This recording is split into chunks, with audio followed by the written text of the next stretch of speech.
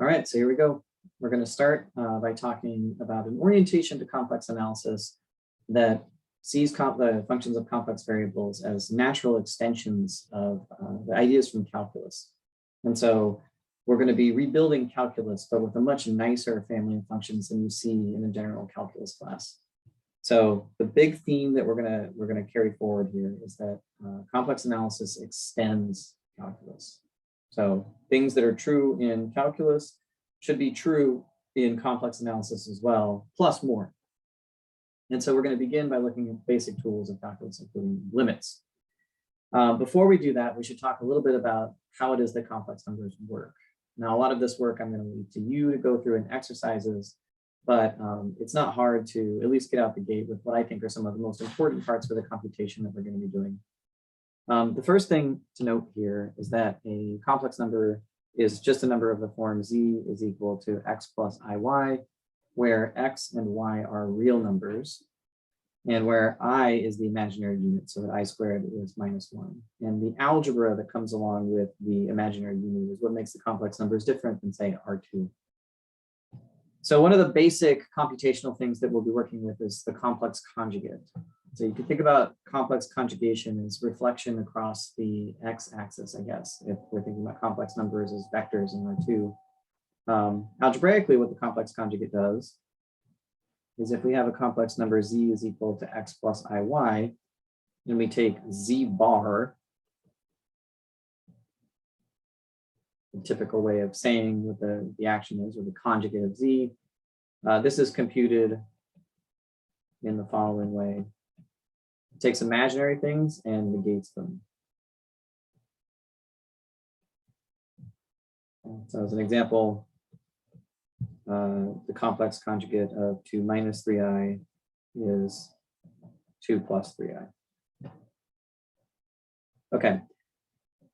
So the pieces of a complex number are both real numbers. X and y here, x and y are real numbers, which is why we think about these things as sort of living in R2 in some sense, or a version of R2.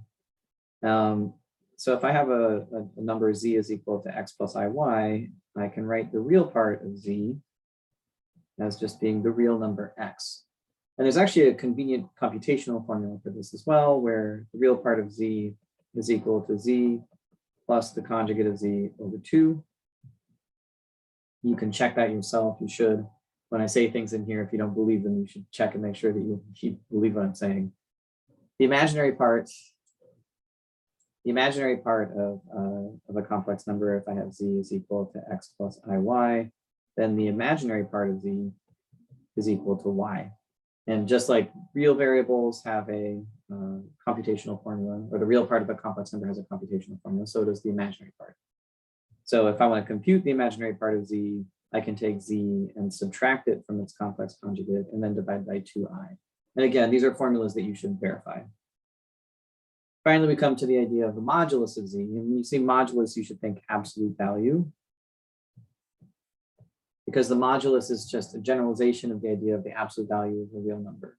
So absolute value of a real number is a way of calculating the length of a real number, in the same way the modulus of a complex number computes its length.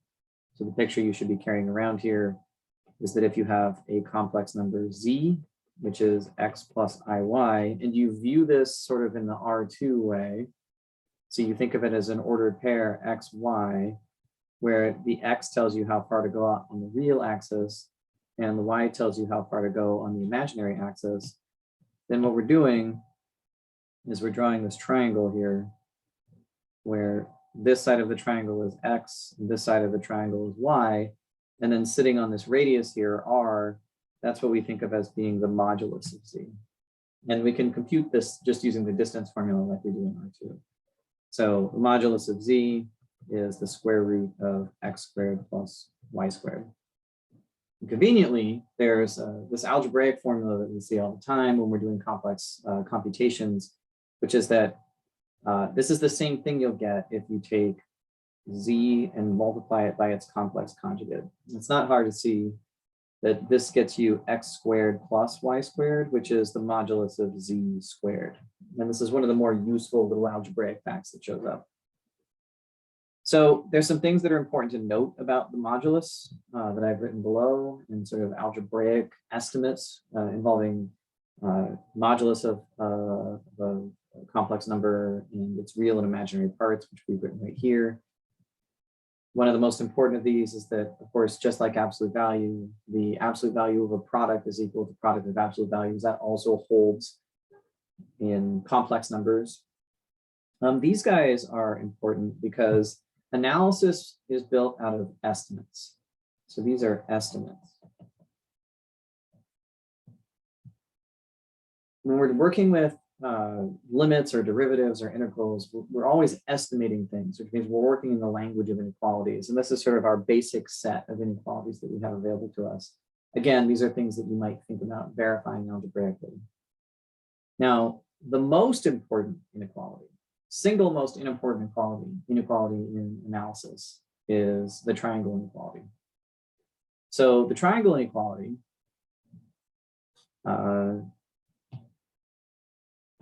basically is just the picture that we drew, right? That if you have two legs of a triangle and you connect the third side there, that the length of the legs has to be longer than the length of the third side. This has to be proved in complex numbers. And so if we want to draw a proof here of this central fact, so central that it is the main tool of basically all of analysis. In fact, I like to call it the hammer of analysis, in reference to the old saying that if all you have is a hammer, everything looks like a nail. That's about the level of ubiquity that the triangle inequality has. So let's actually look at a proof of this.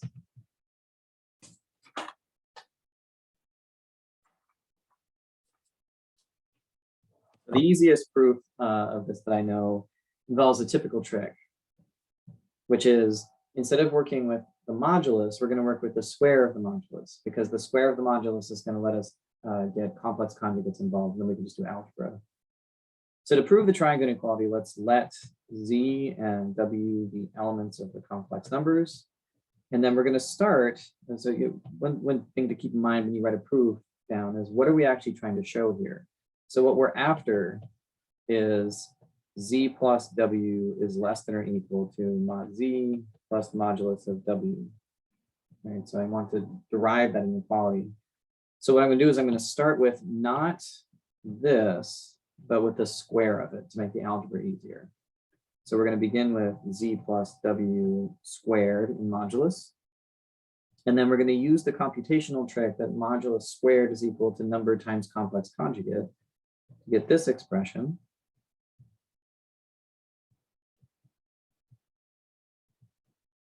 In fact, maybe I'll be slightly clearer here about the way complex conjugation works. So it's actually Z plus W all conjugated. And the thing about complex conjugates is that they actually push through sums in products in an obvious way.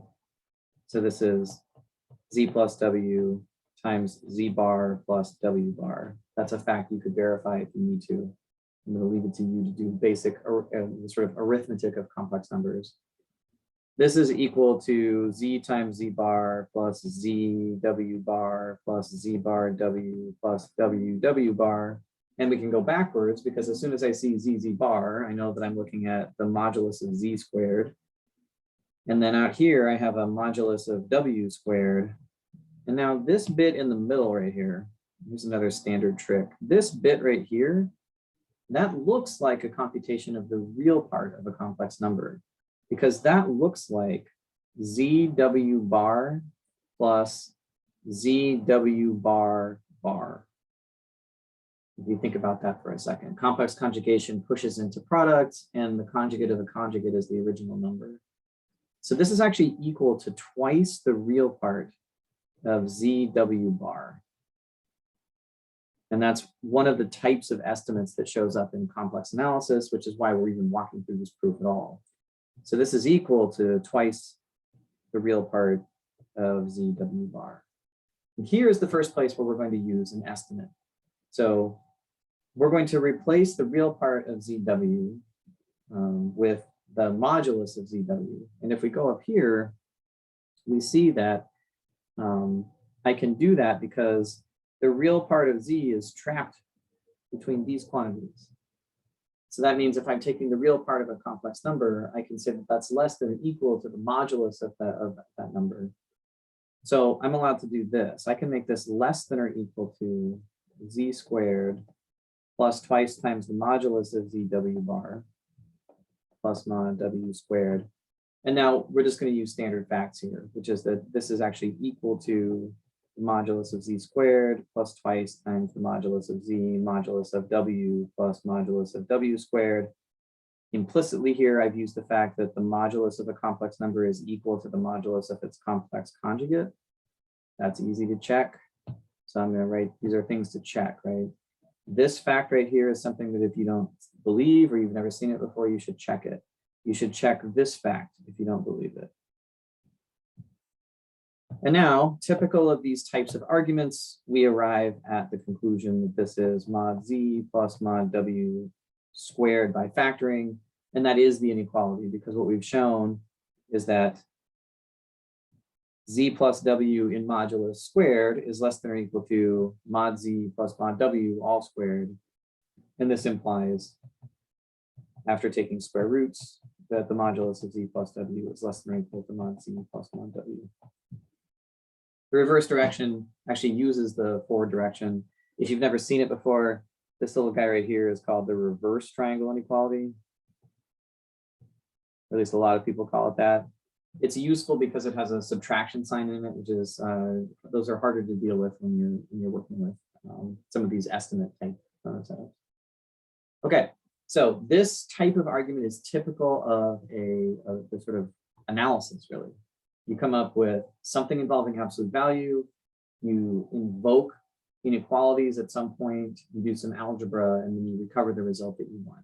And so we're going to see these types of arguments using the triangle inequality instead of proving it in most cases. Okay, so we've got the idea of complex numbers. We have the triangle inequality, which means we could prove things if we wanted to. And now we're going to look at complex functions.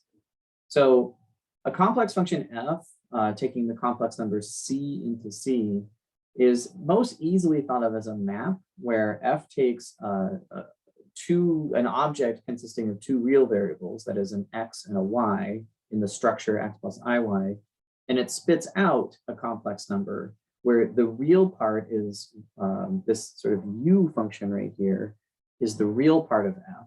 That is, there's a real part of the output that is varying with the input, and then there's an imaginary part that is varying with the input.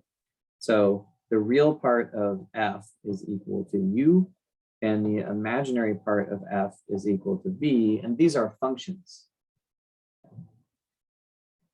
So if I want to do calculus, I have to come up with a way to replace the idea of an interval. So intervals in calculus and in the study of real analysis are the sort of backbone set, right? We use intervals for everything. We're doing limits, we're doing derivatives, we're doing integrals. Like intervals are the backbone of all of analysis. But here we've lifted up into sort of a two variable setting. And so we've got to come up with a replacement for the interval. And it turns out to be the case that the most natural replacement for the interval in the context of complex analysis is not squares, which are what you get if you take an interval and you cross it with an interval, but instead disks. And so a complex disk is a set that looks like this. So we can think of the disk DRA. This is the disk of radius r centered at z is equal to a, and the way you define it is, well, it's all z's that have the property that the distance from z to a is less than r. So this is an open disk, and unless otherwise specified, these are always open. So this is an open disk. The picture is you have some center a, you have some radius r poking out of it, and then an open disk around it where the z values come from the interior. So this thing is the open disk of radius r centered at the value a. And these are sort of our core way of looking at small sets around points. All right, so the next topic is going to be complex limits, but I'm going to stop this video as one digestible chunk, and then we're going to move on to the definition of a complex limit, the derivation of some basic properties of those, or at least examples, and then that is what we're going to use to build the complex derivative. All right, so I'll see you in the next video.